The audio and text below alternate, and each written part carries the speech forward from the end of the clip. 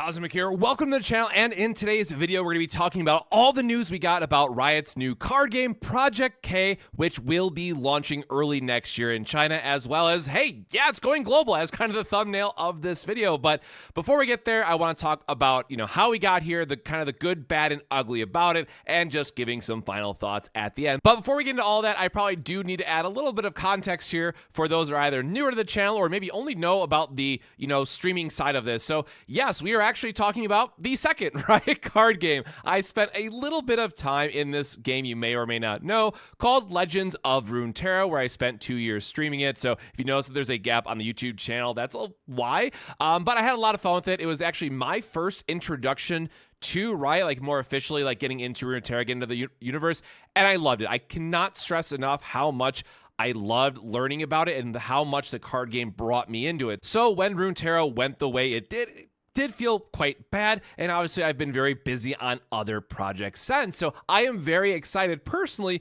to see if Riot can bring back a card game that has a wider appeal, and they have a lot of good announcements that they are leaning for towards the end. But with that out of the way, let's just get into it. How did we get here? So a few months ago, there was an announcement that a card game would be happening, and it was only going to be in China. We also got a tweet out from official sources saying, sorry, at this time, nothing is planned for a global launch. So admittedly, a lot of us were kind of bummed out. Obviously, we've seen the Genshin card game as well that's only released in China. A lot of people are hoping that does get a global launch as well, but it's not the first time and probably won't be the last time either that a card game gets announced for China that is either completely locked or maybe by some miracle it does eventually get rolled out, like we are seeing with Project K. So with that, we are now, as of last night, getting a preview of hey, it's happening. And there's actually a lot of good to take away from this video. And again, some things I do take issues with. But before we get into kind of the good, bad, and ugly, as it were, let's talk about kind of what we know so far. So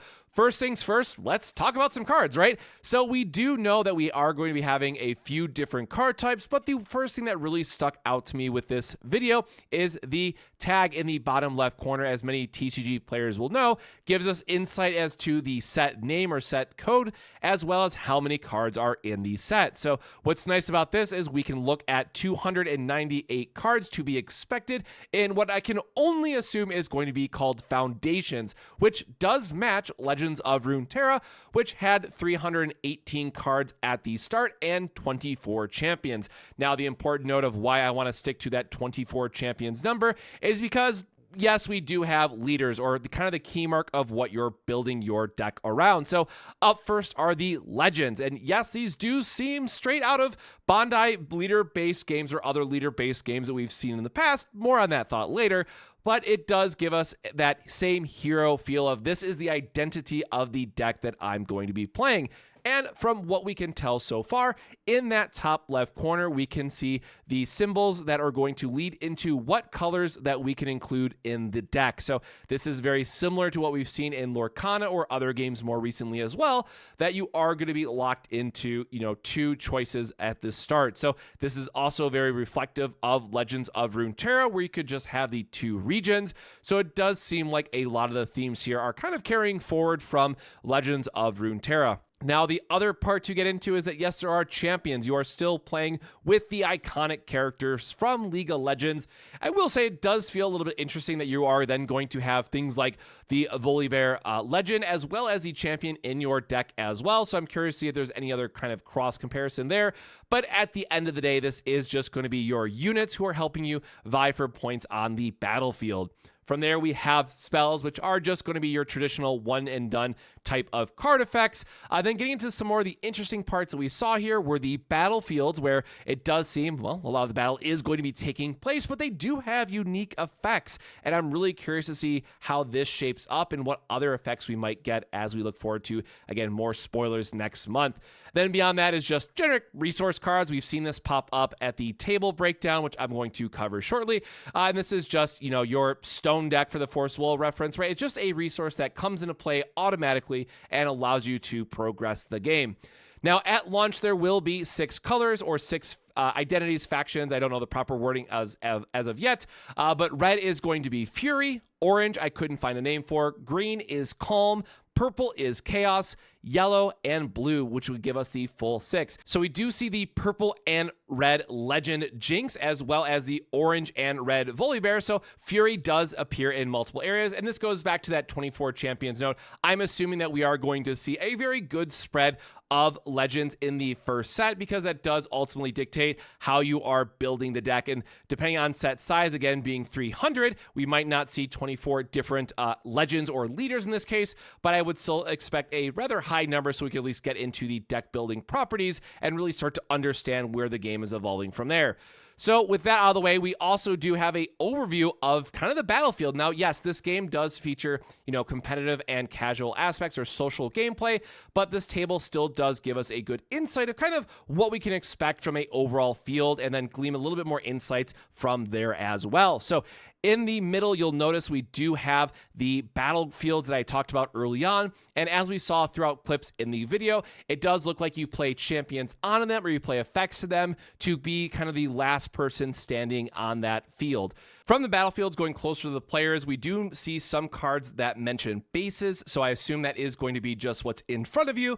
Below that is going to be your resource, and on the right side, we do see a main deck and a resource deck. Now, the one thing that does stick out here that I couldn't really break down or find something for, other than it's probably just a point tracking system, are the black and gold cards in front of the players, kind of on each side, that seem to be tracking up in some way. So that is one area we'll have to wait and see what that really means, because it does seem to be a third type. So it could be point tracking, it could just be something else as a new mechanic in the game yet to be discovered. But I am looking forward to learning more about those cards and how they interact with the game, because again, we do have a good idea on just the overall lay of the game, as well as some of the effects. And also in one of the clips at the very end, you might have missed it, they do mention that you need to get 8 points to win the game. So that could just be a social setting, and it might be, 10, 15, or 20 for a 1v1 setting. It's not too uncommon that we see rules change from solo play to group social play settings, but we'll have to, of course, wait for the full reveals there. But it does at least give us enough insight that there is going to be some type of point matters system in terms of how you meet the victory condition. So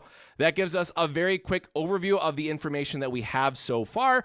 Ultimately, just kind of like a gut impression about there. It does seem like it's doing enough from a table TCG perspective. I really do like that aspect on social, and there are going to be a lot of people who have surprisingly come forward and say they've already consulted on it. Very popular TCG names like Brian Kibler, just to name one. And it's not too surprising that Riot really wants to get this right after Legends of Runeterra and how that went. So, and I won't get into that in this video. There's plenty of other videos out there, but personally, I would really hope to see we get a Riot card game that's received a little bit better and has more time to shine in the spotlight. With that out of the way, let's get into the good, bad, and ugly, or at least my thoughts on Project K so far. So to start off on a positive note, yes, there is quite a bit of good here that we can break down from this video, and it does give me a little bit of hope going forward. So first and foremost, and I think honestly the biggest thing really, is upfront commenting on how important both social and competitive play are going to be, or at least accessible for players.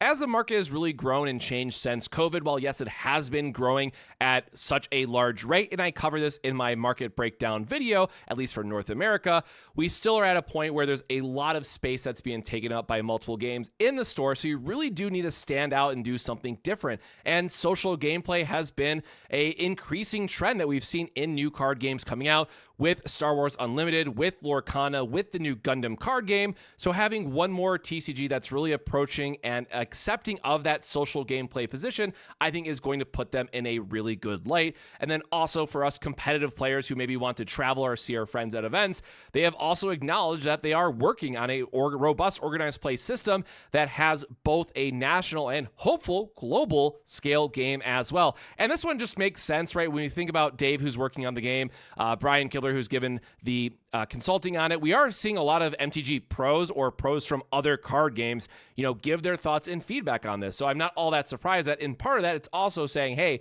we need to have some type of, higher end prizing that gets people excited. And because it's Riot, because it's all owned by themselves, they could do some absolutely insane things from a prizing standpoint, be it monetary, $1 million tournament, am I right? Or it could be something that's just a prize card that's really worth a lot, right? Like a serialized Jinx, a 1 of 1, right? That would have celebrated Arcane, would have been an insane prize, right, if this was released in time. So I think just from a prizing standpoint, organized play, or just playing the game in general, I think there's going to be a lot of great avenues for people to explore. And then beyond that, well, it's just a large IP, right? We have seen a lot of success with things like Lorcana and One Piece and Star Wars, just name those three again, because there is a large IP behind them and new people are coming into the game that maybe have not visited their local game stores before. And that is so important, just as we see time and time again, people are shifting between games, but then you're taking away from one game to add to another, and you're not really growing the overall scene. So I think for me, at least someone who's doing a lot of demos, I talk to a lot of local game stores, right? Going back to my Force of Will days, I've always been very ingrained and involved at some capacity at the LGS level. So to see this have a key success mark kind of already aligned with it, it's a very large IP. You're definitely going to be getting people who have not played a card game yet, who are going to be diving in with Project K once it comes out, even if they just get some starter decks, right? At their local game store, they might be hosting an event like a Learn to Play event. I'm sure you're going to be getting new people in that are excited to try out a card game for the first time and really see what's available out there. So from an overall good category, again, I think there's the big IP, lots of good focus on how to play and engage with the game, and also with at least the China part that they mentioned, they talked about partners and promoting the game. So it does seem like they're at least aware that they do need to promote it and kind of get the word out there because of, again, how crowded the market could be. And hey, it's Riot at the end of the day. They have money to throw at this if they want to. So I think them leaning into this could be a very good thing for the start of the game. Now, all that said, I do have to mention now getting into some of the bad parts of it as well. And I just did a lot of focus, right, on the LGS. Anyone who's been, very involved with games in the last 2 years, card games live and die based on the casual, people are just coming in, buying a couple packs and leaving, as well as the people who are just getting involved in doing the more kitchen table support and playing at their locals every single week. So the LGSs are really the lifeblood of card games going forward. And I have to ask the question, how aware is Riot of the LGS environment in today's scene, right? Like, yes, I know from the Legends of Runeterra stuff that many people have talked about, they still go to their LGS and kind of play, but there's a difference between playing at your LGS and just signing up for your weeklies versus talking with your store owners about, hey, what new products are coming out, hosting demo days, learning about all the back ends that have to be configured for organized play, be it ordering kits, signing up for events, what have you. I think there's a lot there that I'm not entirely sure how much experience Riot has unless they bring in somebody from the outside who can lead into more of that consulting role, right? Riot is a gaming company. They're all about the electronic side of things and really haven't done a lot on the physical. And I know Tellstones and all that stuff before anyone tries to correct me on it, but look, that's just one-off experiences, which is very different between the launching and maintaining an ecosystem in a card game. So I do have to wonder how they're going to approach that topic and what type of ideas that they might have to really get people into the game store to, again, experience the game, be it special promos, be it special sleeves, whatever it might be, right? Exclusive goodies for trying the game out at your LGS, I think would go a very long way. Now, other than that, I do then have to mention, right, we talked about all these Magic players who are coming in and looking at the game, and sorry, Magic's prizing and systems are kind of outdated, right? We're long past the glory days, and myself included, God, going all the way back to PTQ grinding, right? We are long since past the days of Magic kind of being in the key spotlight of what is a good ecosystem and prizing. And I mean that from the LGS level all the way up, right? A lot of what we've seen is just, obviously, cash is always going to be great, but something that really celebrates the players and rewards their time and experience in certain events is something that is still largely missed. Pokemon does a great job of this with all their world celebration, and I think that we could see Riot do something similar to Pokemon with the amount of energy and care that they put into it.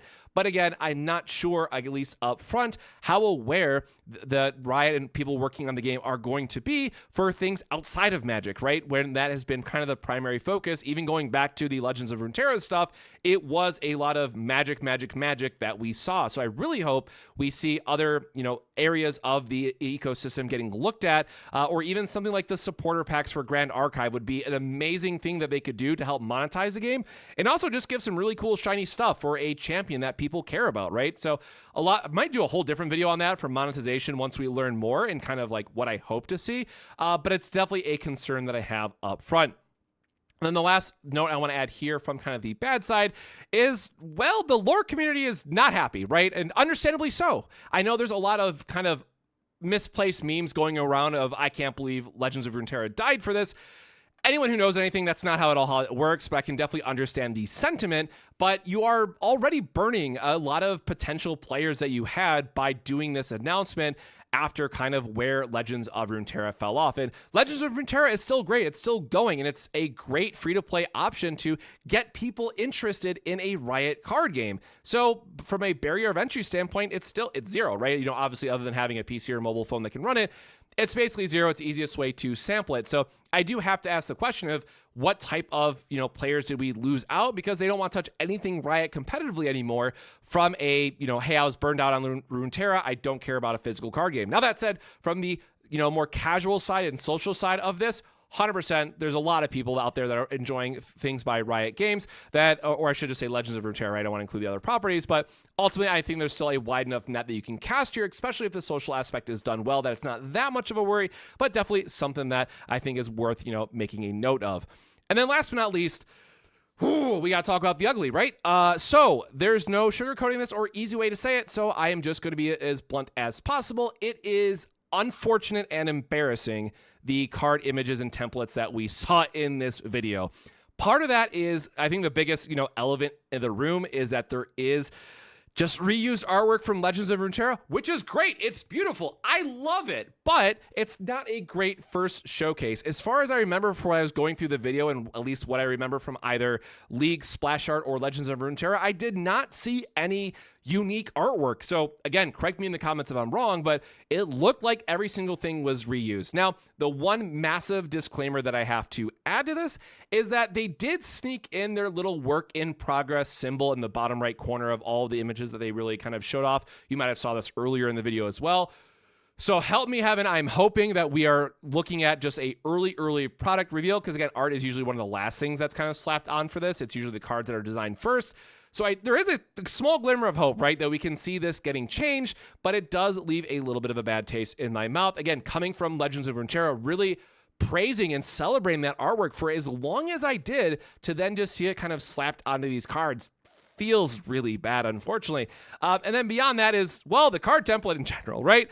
I might just be a little bit more sensitive to this because I've been doing so much on the Bandai side as well, but if you look at these, it's just Bandai card games. And I think you're going to hit a lot of friction with that for people who are playing Bandai card games that go like, hey, why are they just, you know, cheaply copying this? So while it's not the biggest issue overall, and I know some people live and die on the fact that they love the white borders, going all the way back to like, you know, early Magic days about white borders versus black bordered cards. I'm personally not a fan. I know it's a choice otherwise, but I do at least have to say that, especially the full art, right, in the Legends, these are supposed to be something that sits on your field the entire time and is really like, hey, this is what my deck does. This is what I'm trying to build around. It should be shiny. And that does give me a little bit of hope that we will see like the full art treatment later on. Like, again, it's Riot. They have a lot of time, energy, money, resources, etc., to make this look really good. So I am holding out a lot of hopium for the higher rarity versions of these cards. But at the end of the day, I do think your base rarity cards need to look better, just to call it like it is, right? So again, I think if I didn't play Legends of Runeterra, I wouldn't mind as much because I think it's still better than some other recent examples we've seen in the industry. But because I'm coming from Legends of Runeterra and I know how much of a high quality product we could expect from the early days of Legends of Runeterra's, I really want that to see that replicated here as well for Project K. So with that, that is my thoughts and kind of a quick overview of Project K. Other part is, you know, will I cover it sort of thing? I mean, yeah. Obviously, I've spent a couple years doing the Legends of Runeterra stuff. Also, the all-in-one images that people might remember, or the Mobalytics breakdowns. But at the end of the day, I am still just a card game enjoyer. And I do really love the Riot universe and kind of a Runeterra and kind of what they're building overall. So I really hope we get to see more of that expanded if they do a TCG properly. But I do think there are some things that need to be improved upon before this goes to a full launch that I really hope that they will, you know, improve on, reiterate, and give us a final product that is worth celebrating in the Legends of Runeterra world. So with that, let me know your thoughts below. Are you excited for Project K? Are you burned out from Legends of Runeterra itself and won't touch anything Riot ever again? Definitely let me know. But again, something that I am looking forward to following in the near-ish future, because the Arcane boxes are launching early next year, so there will be a lot more information for us to dig into soon. So with that, my friends, until the next video, stay safe, stay hydrated, and I'll see you next time. Cheers.